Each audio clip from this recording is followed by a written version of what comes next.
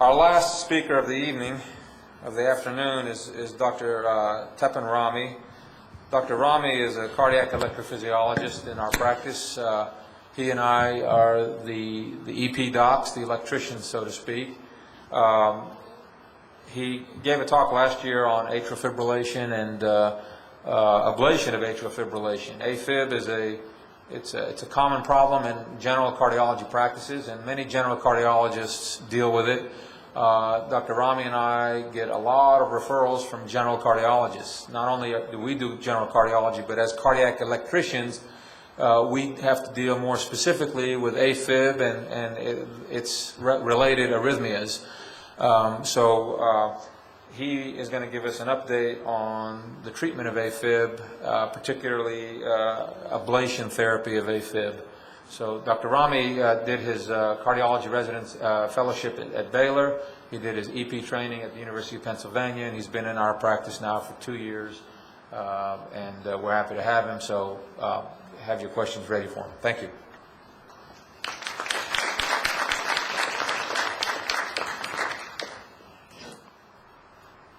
Good afternoon. You guys are all awake? Thank you for those kind words, Nadim. I will try to rise to the equation like you did.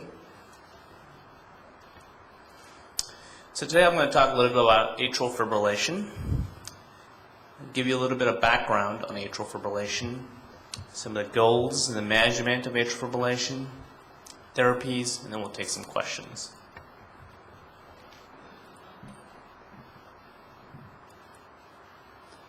So, what is atrial fibrillation? And if you guys can't hear me, just speak up, because sometimes I tend to talk a little low.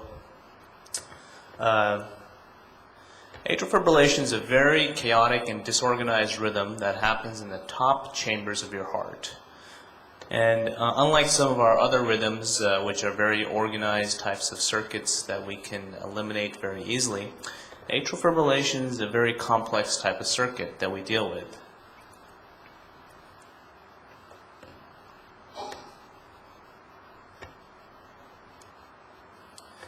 Atrial fibrillation, how common is it? Well, it's very common. It accounts for almost about 1/3 of all hospital admissions and discharge. About 2 million people in the U.S., a little over 2 million people in the U.S. have atrial fibrillation, and as our population gets older, it becomes much more common. Somewhere about 10% of people over the age of 80 will have atrial fibrillation. It's a disease that occurs primarily in older populations. And the reason for that is because of all the scar tissue deposition that happens as we get older.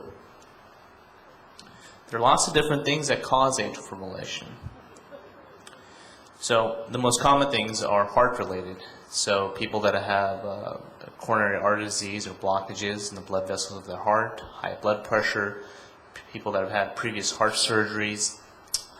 There are also non-heart related reasons as well. People that have pneumonia can have an episode of atrial fibrillation that may not necessarily recur again. People that have thyroid problems or other types of endocrine problems.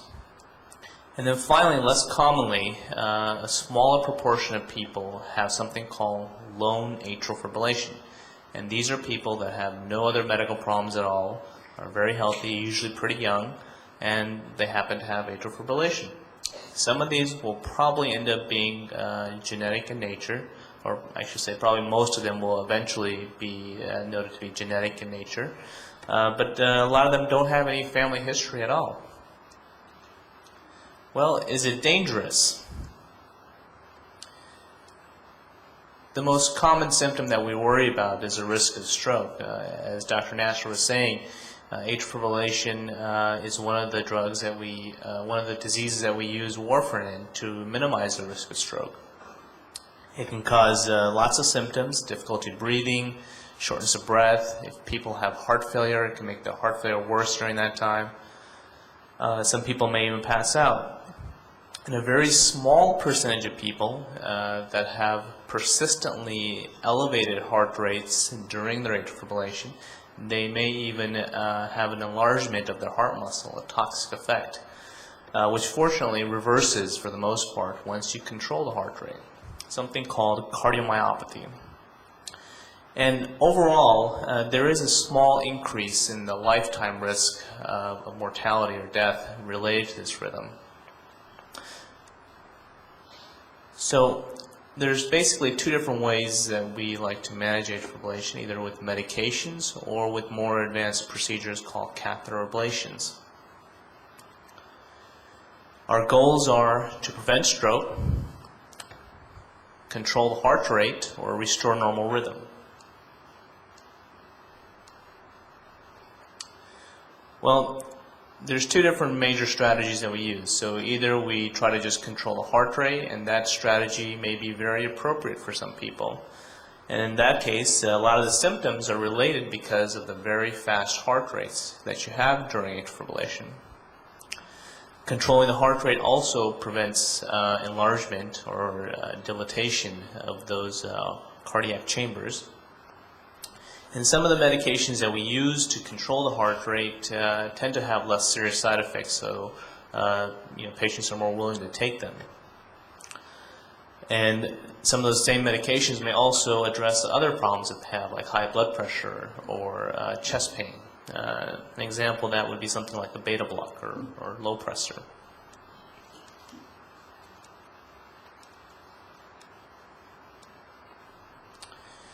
Well, in some people, controlling the heart rate is not enough, and we want to actually get them back into a normal rhythm. The reasons for this would be that despite controlling the heart rate, they still may feel very symptomatic. They may not tolerate some of the side effects of the medications. And there is a question mark of whether restoring normal rhythm has any more benefit in terms of reducing your risk of stroke or improving your mortality or your chances of survival in the long run. It's a very difficult question to answer because the difference is not that big, and most of the big clinical trials that have been done have not been able to show a major difference. But there are some problems with those trials. So, electrophysiologists may have a little bit of bias in trying to keep people in a normal rhythm simply because we thought that, well, if this is how you're born with a normal rhythm, you should probably try to stay in a normal rhythm. But you have to weigh the risks and benefits of what cost you're willing to take to get your heart back to normal rhythm. So some of you may be on antiarrhythmic drugs, and these are medications that we use to try to keep the heart in a normal rhythm. Well, some of these drugs are very important and they're very useful, and we may have no other choice. And if that's the case, that's quite all right. But you have to understand that medications also have risks as well. Just like Dr. Nasser was talking about the warfarin, you have to understand that just because you're taking a medication doesn't mean that there aren't any implications of what that will occur in the long term. Amiodarone is a very common medication that we use for people. It tends to be one of the more effective drugs for controlling rhythms, but it's also the drug that has a lot more side effects. This is a chest x-ray of somebody with amiodarone toxicity, and basically they've developed scarring in their lungs with long-term use of amiodarone. It may not come out very well, but this is a gentleman who had been taking amiodarone for a long time, and this is not necessarily a serious side effects, but he's basically has a bluish discoloration of his skin because of deposition of the amiodarone contents in his skin over the long term. And if you wore a white hat on his head, some people may mistake him for a Smurf, so we don't want that. There are lots of problems that can occur elsewhere as well. And this is just one of the drugs that we use, but it can cause problems in the thyroid, your lungs, your liver, your eyes, your skin, and your nervous system. And this is not to say that people should not be taking amiodarone. I mean, some people, it's a very important and helpful drug. But you have to look at the situation, and you have to know what are the pros and cons of the different types of treatment plans. So is there an alternative management for atrial fibrillation that we wanted to use to restore someone back in normal rhythm? And that's called catheter-based radiofrequency ablation. So to talk about that, we just briefly need to discuss, well, how does atrial fibrillation develop? Well, this is a heart on a McDonald's diet, I guess, what I want you to focus on is that these are the two top chambers of the heart and two bottom chambers of the heart. And the left top chamber of the heart has blood returning back from the lungs where it picks up oxygen. And these little openings right here are called veins, pulmonary veins, which means veins that return blood back from the lungs. And in people with atrial fibrillation, this is a very important area for triggering or causing an atrial fibrillation. And this is just an inside look of that top left chamber of the heart, and you can see these openings of the blood vessels that we have right here. And you can also see that this texture is very smooth around here, and over time, if you've been in atrial fibrillation for a long time, this may actually have a lot of changes, not necessarily visible changes, but changes on a microscopic level where there's a lot of scar tissue that's deposited. There's a lot of changes in the electrical channels that are present there. And you can also have enlargement of those chambers over time. So these veins have felt to cause triggers from inside those veins, kind of like how you see this little impulse here, that then escape from outside the veins and then put the rest of the heart into atrial fibrillation. In the past, what we used to do was actually go inside these veins and basically cauterize or ablate those areas that were irritable. Well, what we know is that if you do that, there is a chance that you may actually damage that blood vessel over time. And so now our targets are actually not necessarily to eliminate those individual irritable areas inside those veins, but to just kind of create a barrier so that they don't escape from the veins and put the rest of the heart into atrial fibrillation. And this is called pulmonary vein isolation. In other words, you're isolating or creating an electrical barrier of those veins from the rest of the heart chambers. So, like with any technology, our tools continue to get better and better. So this cartoon caption says, "So what's this? I asked for a hammer." A hammer? This is a crescent wrench. Well, maybe it's a hammer. Damn these stone tools. But our tools are getting better. And the tools that we use are these small little catheters, little soft pliable tubes that have little metal rings on them that can basically record electrical signals and deliver heat and cauterize tissue.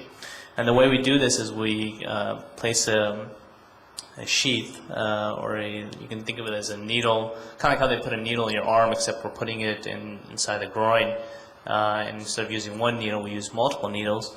And then we kind of move those little tubes up into the heart. And this is kind of like an X-ray picture of what some of these tubes look like. This is basically your heart, and we use, here this one has 1, 2, 3, 4. But we use more than that sometimes on other occasions as well. This is just basically a representation of the back side of that top left chamber that we got. And when we actually do our procedures, we will actually take our own point by point and reconstruct that chamber when we're doing our procedure. So just to give you an idea, this is actually the back part of that left top chamber. And these are the tubes or the veins that drain into it. This is a CT or a CAT scan reconstruction of that top left chamber. And this allows us to have a better recreation of the map, and we utilize this in our ablation procedures so that we can target the insides of these veins a little bit better. We can have a little bit higher resolution in terms of how we're delivering our ablation points. We use ultrasound as well to help give us real-time ideas of the motion of the heart, where things are in the heart, It delineates for us where these blood vessels are. It tells us the flow of the blood vessels. This is kind of a schematic, step-by-step presentation of how we kind of do the procedures. And we basically will start off by placing a tube through a blood vessel in your groin and move that up to the heart. We will then cross over from the right side of the heart into the left side of the heart, and we use ultrasound to help guide us so we can do it very safely. Once we're in the left chamber of the heart, we will then localize where these veins are, recreate a geometry or reconstruction of that chamber, and then we'll create a series of ablation points. And all these little yellow points here are cauterization points, where we kind of burn the tissue so that we eliminate the electrical activity. And it kind of creates a fence, so to speak. Not a physical fence, but an electrical fence, so to speak, so that nothing from these little blood vessels come out and put the rest of this chamber into atrial fibrillation. And this is how we use a reconstruction of the chamber. This is basically that top left chamber from the front view and from the back view. And these little red points here are where we kind of did our ablation points. Again, this is just a schematic cartoon representation of that. And these are kind of like the tools that we use, the catheters that guide us. Well, nowadays, these cases are very long. And it's not unusual for them to be 4 or 5 hour cases, sometimes longer. So the advances that are being developed now are to make these cases quicker with less radiation exposure for both the patient and the physician. One of the new tools is something called stereotaxis. So what we'll do is we'll have the patient in this room right here. We'll have all our catheters put up. We'll come back into the control room, get our Starbucks ready. These are the tubes that we put into the patient. And then we use these large magnets that are on here, and here, to kind of generate a magnetic field so that we can actually move that catheter without actually physically touching it.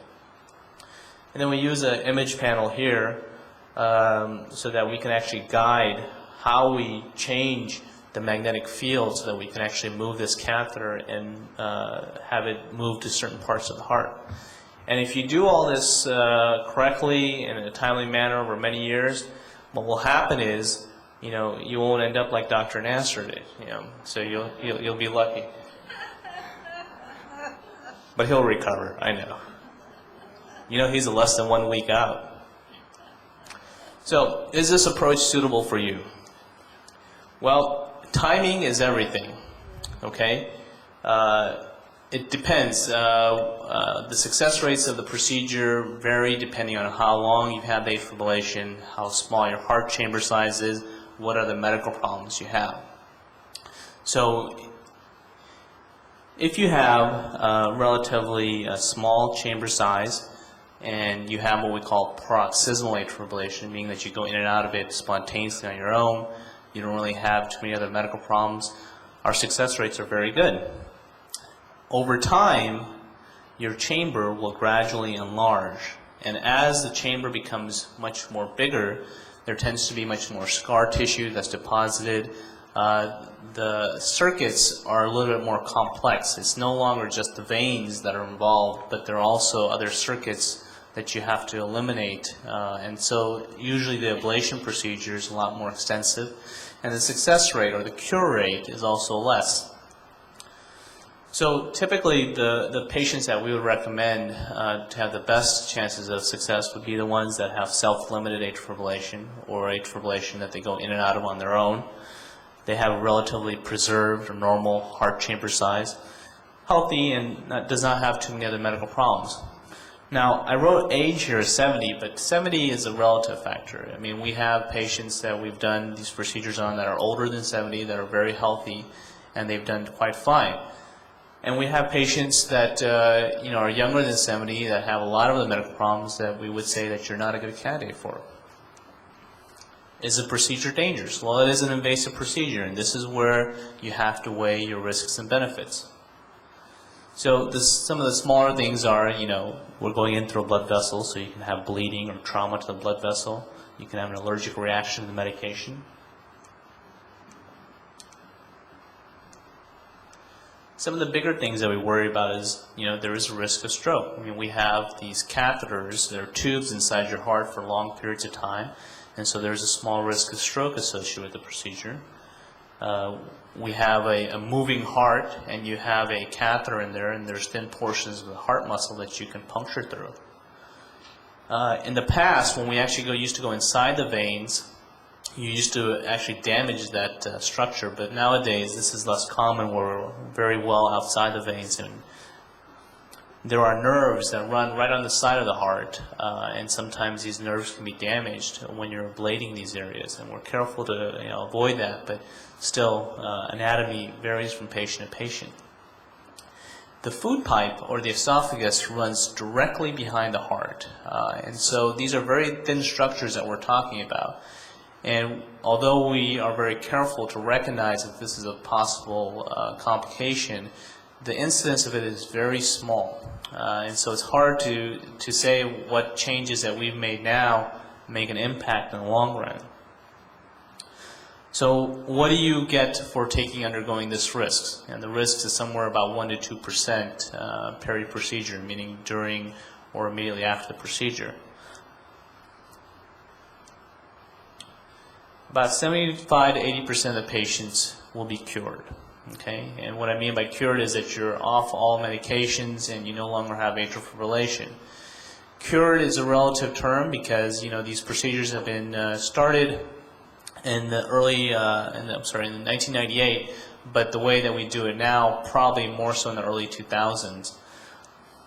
So we don't have very long-term follow-up per se, but we know that some of the other surgical ablations that were done a long time ago do have very long-term cure rates, and there's no reason to think that this is going to have any different effect.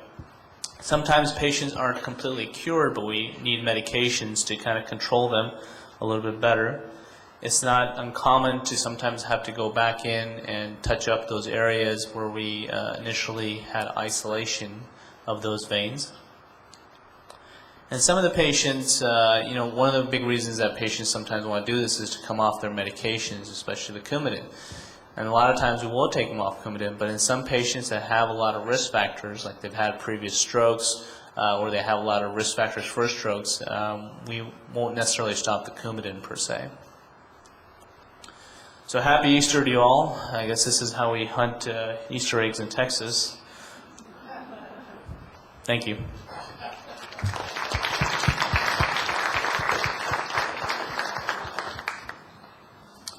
Take some questions now.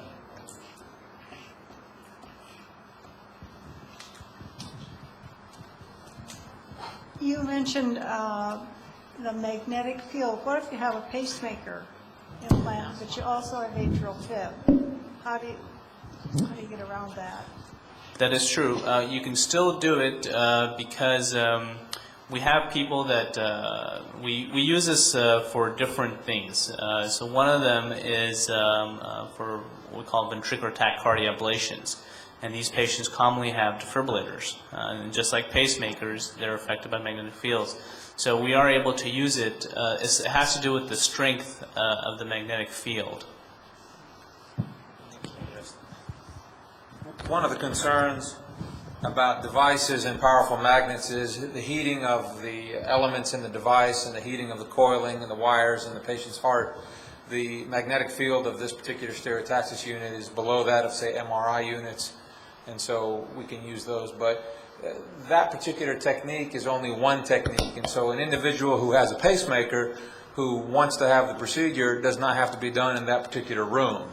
In fact, until some of the magnetically guided catheters are better and allow us to do more things, we still prefer to do them in a different room without having to use the magnet and manipulating the device by hand. It's just some of the tools that Dr. Rami and I use. In fact, we have another tool that has just been installed at the Methodist Hospital. It's a robotic device, different from the Da Vinci, but it allows the catheter to be pushed and pulled and turned from an externally located control panel. So that's something else that we'll have available. Yeah. The other thing that I want to mention that Dr. Rami didn't have a chance to touch on is that as this procedure evolves and as we do more and more research in this area, we're learning more and more things. For example, is radio frequency the best source of energy? It heats the tissue. We did a trial using cryotherapy. Cryo freezes the tissue. We're currently involved in a trial with a collaborating electrophysiologist that uses a laser balloon. The balloon fits inside the vein, and an arc of laser light is applied, and it rotates around. And is that going to be more effective? So one of the things that's interesting about this procedure is that it's in its ongoing research throughout not only the Houston area but in the United States as to define what is the right procedure, what is the best energy, and what is the safest procedure. So these are all things that are ongoing. Ablation for AFib is but one invasive therapy for AFib. There are surgical procedures as well. So if an individual needs a valve replacement, a surgeon like Dr. Lowry can not only replace the valve, but cure their AFib at the same time by dissecting the back of the heart and cutting around certain areas to cure the AFib. There are some physicians who advocate an open chest procedure for curing AFib alone and by itself. We think that's a bit drastic to do that. And there are some cardiac surgeons who are experienced at doing it thoracoscopically with tiny puncture holes. But in Houston, there's nobody doing that. And typically we would recommend, and most cardiologists would recommend, an attempt at ablative therapy first before you had more open procedures. Is there any, when we talk about AFib, if you don't have any of the symptoms of AFib and you found out about EKG that you did have it and you have never have a pulse over 100, but you never go out of it, you're in it all the time, does it matter AFib's AFib, or is there any distinction there? AFib is AFib. The aggressiveness of your therapy is going to depend on how badly the AFib affects you and your lifestyle. You know, there's an old saying in medicine, and that saying is, it's hard to make a man who feels good feel better. So if you have AFib and you tolerate it, and your heart rate's not fast, and it's well controlled, and you're not short of breath, and you don't have to take a ton of medicines to control the rate, why would you subject yourself to the side effects of other pills and other medications or other operations at this point? Now, we may discover, I'll let you follow up in a moment, we may discover in 5 years or 10 years that curing AFib in patients like that is beneficial. We may discover that it reduces the risk of stroke substantially and that it reduces the progression to cardiac enlargement substantially, and all of these things are associated with great benefits down the road, but we don't know that right now. So we typically reserve this kind of invasive procedure for those patients who are substantially affected by their AFib. We haven't recommended it in somebody who's asymptomatic. Well, I've done the amidrone and the beta blockers, and now we're off those, and we're trying the blood thinner, the warfarin, and it's a hard thing to do. I mean, but what you were saying earlier, if you don't feel bad, you've got to weigh the risk, I suppose, of not taking warfarin. Well, right. Well, warfarin isn't going to make you feel better or worse. It's just going to reduce your risk of stroke. And so I think that's a different calculation than saying, do I want to have an invasive therapy to try and get back to normal? One of the things about these procedures is that you're committed to taking Coumadin or warfarin for a minimum of 3 months and maybe even longer after the procedure. Yeah. I just want to make a comment that the main indication for the procedure really is symptoms. There is no evidence that restoring your rhythm back to normal and off all medications, as opposed to controlling it with medications and being on blood thinners, makes any difference. There is some issues with that trial that has been done, but right now I cannot tell you that if I do this procedure, the chances of you having a stroke is less the chances of you dying is less. The chance of you having heart failure is less. I can't tell you that. I can tell you that you will feel better if we maintain normal rhythm, if you have symptoms to start with. But getting off medications just because you don't want to be on medications is a very subjective call. And this is a moving target. So what I mean by that, technology is continuously improving. So if you were someone who didn't have any symptoms and you wanted to just come off the medications, even though the medications were controlling you well, I would tell you I would not have the ablation done right now. Wait, because it's continuously getting better. The risk's becoming less, the effectiveness is becoming better. If you have time to buy with the current therapy, then that's a very, very reasonable option. Question over here.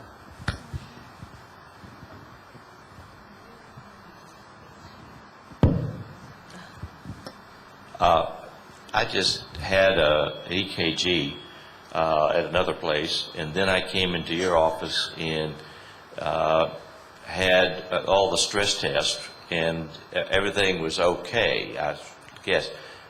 Does the EKG irregularity that I had at another place mean there's something there that I need to be watching out in the future? Or was that a false thing? How do we know? No, I think that, it depends on what the particular abnormality is, what it was. I mean, every patient's a little different. Atrial fibrillation can be intermittent. Other conditions can also be intermittent. So their presence or absence on an EKG doesn't necessarily give us a clue as to if it's a serious condition or not. For example, during the 12 or 20 seconds it takes to obtain the data on the EKG, that's all we're seeing. I've had a patient come into my office and they waited in the waiting room for an hour and a half, and as soon as we bring them back into the room, their heart went into AFib, and they swear to me that, doc, I was out in the waiting room for an hour and a half, I swear I was in normal rhythm. And that happens because that's the nature of intermittent AFib, and it's the nature of intermittent problems. One of the things that a lot of the doctors here tonight or this afternoon, it's getting late, but in the morning and the afternoon have discussed are, we've often referred to there's no data, the scientific trials show this or that. And what you have to understand is that we do not know everything there is to know in medicine. Nobody does. And any doctor that says they know it all, you should leave them as quickly as possible. Because one, either they're not reading, or two, they think they know it all and they're dangerous. So oftentimes in medicine, we have to apply that data which has been vetted, that data which has been evaluated with rigorous scientific scrutiny to say, this is good information and we need to apply the results of that data to the practice of medicine. Sometimes it takes years to get to the point where a particular method of treatment or a particular philosophy of therapy is widely accepted, not only by doctors, but by insurance companies, healthcare payers, Medicare, and so forth. Because the results of one small study are not necessarily reproducible, and they're not necessarily applicable to a wide range of patients. So it's not that we don't have biases and opinions about one thing or another. It's just that those biases and opinions are not fact. And so we tend to reserve the application of potentially risky procedures until we know that the application of that therapy in a particular patient population has been proven to be effective. So it's not that we don't want to do things in some people, it's that when you have a therapy that has risk to it, the benefit to the patient has to really be obvious. If you have, it's one thing to say, I take this pill, it's vitamin C or whatever, and it's going to cure your common cold. Well, there's no risk there, so go ahead and give it a shot. Even if it doesn't work, it's not going to hurt you.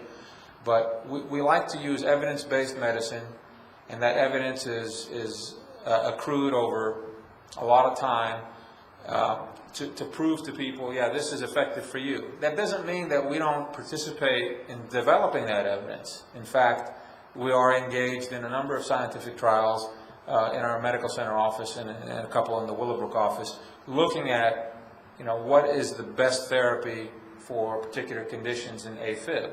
And so not only are we applying standard therapies, but we're advancing new and investigational therapies. But it's a matter of, as the gentleman asked, I don't feel it, I'm not on anything except warfarin now, what should I do next? Well, maybe the best thing is to do nothing, because he feels good, and I can't make him feel better. Any other questions?